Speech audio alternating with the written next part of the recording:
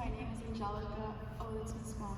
It's okay. Angelica Malau, M-A-L-A-U. But most of you may not recognize me, and that's okay because I don't go here. I'm actually from Riverside Indonesian Seventh-day Adventist Church, more towards San Bernardino. But I'm very blessed to be here today and to be able to give the message on Daniel 6.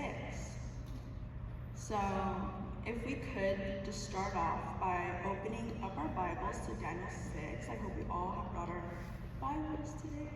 Or our phones, that works too.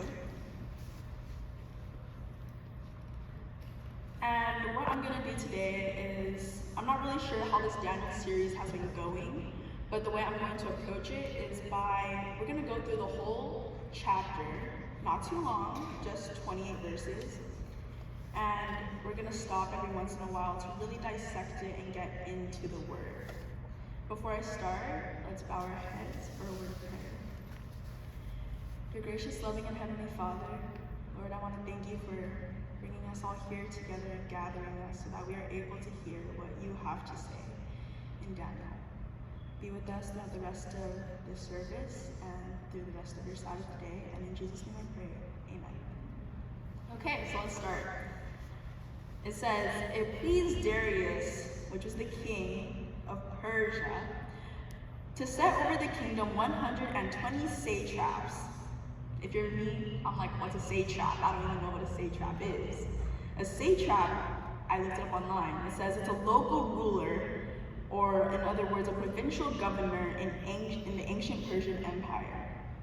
So, these satraps were to be set over the whole kingdom, and over these 3 governors, one of which was Daniel, and that the satraps might give account to them so that the king would suffer no loss. So if we really picture this hierarchy, we have the king, and then we have these 3 governors, and then under the 3 governors we have the satraps, okay? Then, this Daniel distinguished himself above the governors and satraps because an excellent spirit was in him. So let's redo the hierarchy. There's the king, then Daniel, then the other governors, then the 120 satraps. And the king gave thought to setting him over the whole realm. So the governors and satraps sought to find some charge against Daniel concerning the kingdom. So these governors, the satraps, they were preying on Daniel's downfall. They did not want to see him win, in other words. But they could find no charge or fault because he was faithful, nor was there any error or fault found in him. They did this all out of jealousy. They were plotting against him because of the spirit of jealousy. Then these men said, we shall not find any charge against this Daniel unless we find it against him concerning the law of his God. So we know that Daniel was perfect in this sense against the law of the land. Of course, he's a sinner like all of us, but they knew that, the governors knew that the only way to plot against Daniel was by turning him against God. They knew that he would break the law over disobeying his God. And that speaks volumes on Daniel's priorities, what he set first in his life. And they knew of Daniel's priorities because of the way that Daniel carried himself and the way that he carried out his life and his actions. They knew that Daniel placed God first because of how he lived his life. Next up is verse 6. It says, so these governors and satraps thronged before the king and said thus to him, King Darius, live forever. All the governors of the kingdom, the administrators and satraps, the counselors and advisors, have consulted together to establish a royal statute and to make a firm decree. What a lie. He said all. We know that all words in the Bible are definitive. All, every, never, always. And when he says all here, he means everyone but Daniel. And so easily we get caught up in these lies, just as King Darius does. Continuing, it says that whoever petitions any god or man for 30 days, except you, O king, shall be cast into the den of lions. Now, O king, establish the decree and sign the writing so that it cannot be changed according to the law of the Medes and the Persians, which does not alter. Therefore, King Darius signed the written decree. First of all, how much pride does one have to have everyone worship you? Second of all, we see that in verse 3, Daniel has been distinguished to have a spirit, an excellent spirit at that, within him. The king knows that. The king set him over the whole realm, and yet, knowing of this excellent spirit in Daniel, he still signs this. His number 2 can't even follow the law, and he knows of this excellent spirit in him, and he still signed it. But I guess he forgot, so moving on. Despite knowing how his number 2 is not able to follow this law, and knowing that all these obstacles right now are stacked against Daniel, we know that God has a plan, and that all things, definitively all things, work for the good of those who love him, as it says in Romans 8, verse 28. Then, after this decree has been signed, it says in verse 10, now when Daniel knew that the writing was signed, he went home. If I was Daniel, I would be flabbergasted. I'm going home because I'm trying to think, like, what am I gonna do? What's happening? But Daniel is so different from me, and it says, in his upper room with his windows open towards Jerusalem, he knelt down on his knees 3 times that day, and prayed and gave thanks before his God, as was his custom since early days. Daniel barely heard about the decree, and he said, let me go pray. He did not think twice. He did not hesitate to serve his God. The punishment was to be in the lion's den, and he did not think twice about the consequences. For all he cared, he said, windows open towards Jerusalem. He did not care who saw him, because he knew that God was his first priority. In the same manner, how Daniel was able to put God first, disregarding the consequences of his actions, God does the same for us. He does not give us a second thought. When we are against sin and against the devil, do you think God gave a second thought to sending his son down to earth to die for us on the cross? I don't think so. Moving on to verse 11. It says, then these men assembled and found Daniel praying and making supplication before his God. And they went before the king and spoke concerning the king's decree. Have you not signed a decree that every man who petitions any god or man within 30 days, except you, O king, shall be cast into the den of lions? Like, you guys knew that. You guys were plotting here. And you knew that Daniel would have fallen into your trap. So, these snitches over here. The power of jealousy is so strong. But we all know that our God is more powerful. The king answered and said, the thing is true, according to the law of the Medes and Persians, which does not alter. Little does he know his number 2 is about to get into the den right now. And so they answered and said before the king, that Daniel, who is one of the captives from Judah, does not show due regard for you. Another lie. We know that Daniel does place regard for the king, but his God is number 1.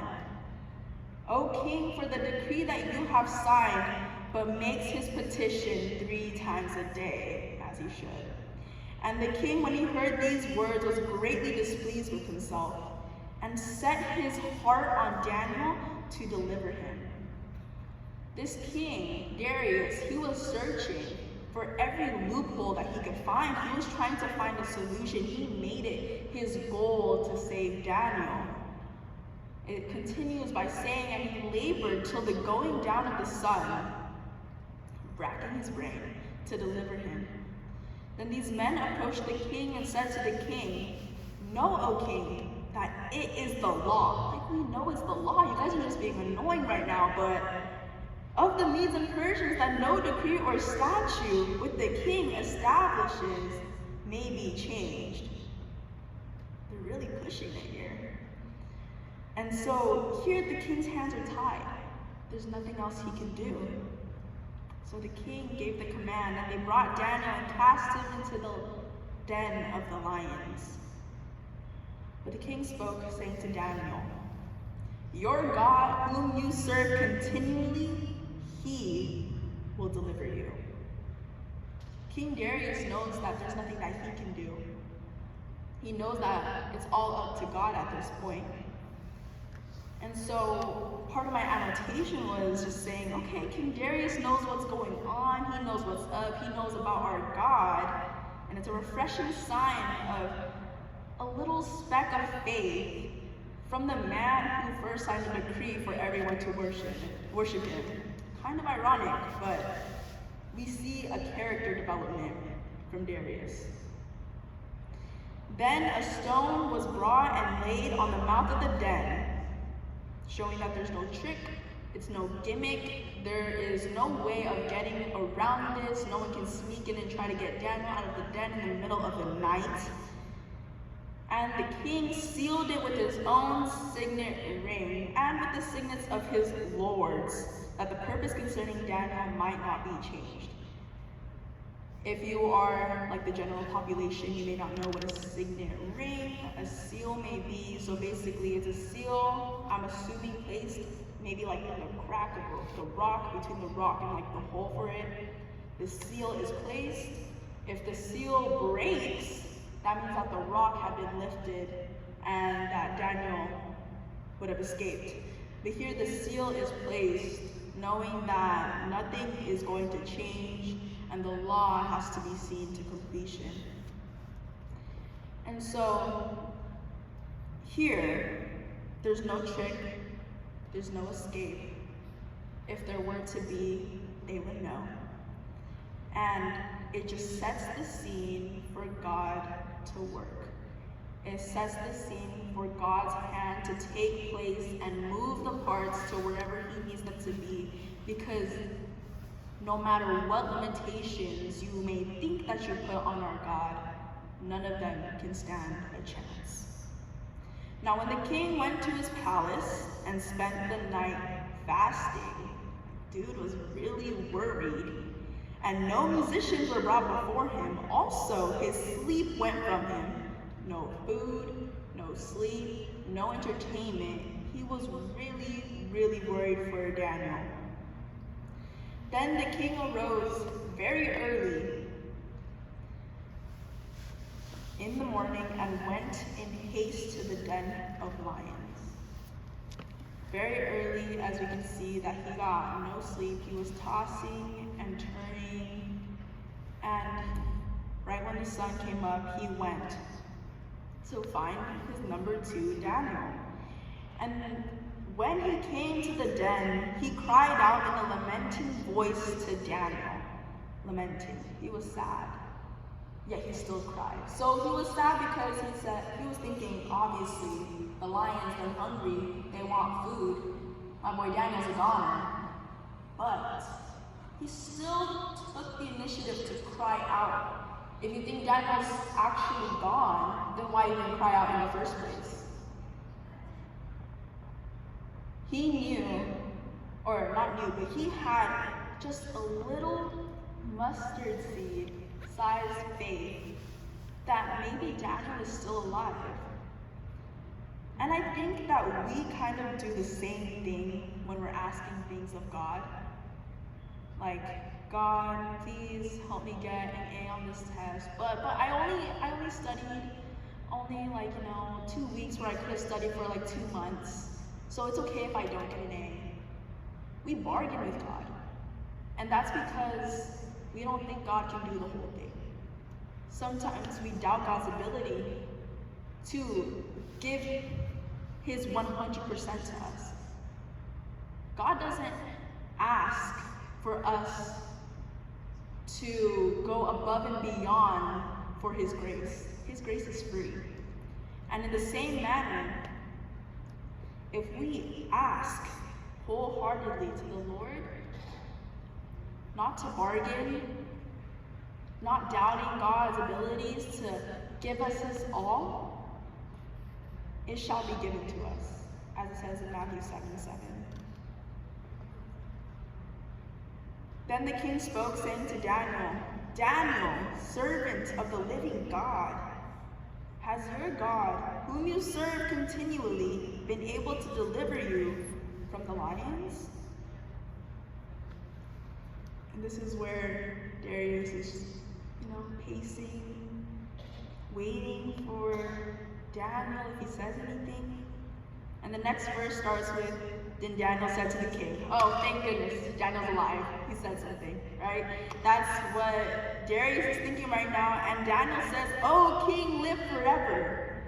My God sent his angel and shut the lions' mouths, so that they have not hurt me, because I was found innocent before him. And also, O king, I have done no wrong before you. Daniel is still faultless, and what may seem impossible to us humans is possible to God. As it says in Matthew 19, verse 26, with man this is impossible, but with God all things are possible. And here we go again with the definitive words, all things are possible. Now, the king was exceedingly glad for him and commanded that they should take Daniel up out of the den. So Daniel was taken up out of the den, and no injury whatever was found on him, because he believed in his God. And when I read that no injury part, it took me to Shadrach, Meshach, and Abednego in the fiery furnace. They too refused to bow down and show respect to someone or anything other than their God. For that, they were thrown into the fiery furnace, heated 7 times hotter, and no matter what obstacles are placed in God's way, those do not compare to the way God delivers us. No injury, not a hair on their head was singed, not even their robes. No injury. And in 24, we see that Darius honors God, and it says, and the king gave the command, and they brought those men who had accused Daniel, and they cast them into the den of lions. And as you read further, it was not just the men, but it was also their children and their wives. When I read that at first, I was like, what did the kids do? That's so sad. But once I started to think about it, what if the kids, they grow up, they're like, oh, you killed my father, and then they kill Daniel. Like, so, you get it. So you have to, check all the boxes. And so the lions overpowered them and broke all their bones in pieces before they even came to the bottom of the den. So they got thrown into the den, and the lions caught them in the air, showing, this verse is very important as well, because it shows that the lions were actually hungry. It wasn't that, oh, Daniel just looks unappetizing, I don't want him.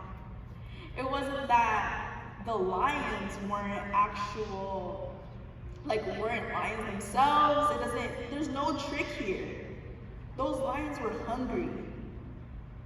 And we can see that the reason why Daniel was able to come out of the den unscathed is because of divine intervention. Nothing else.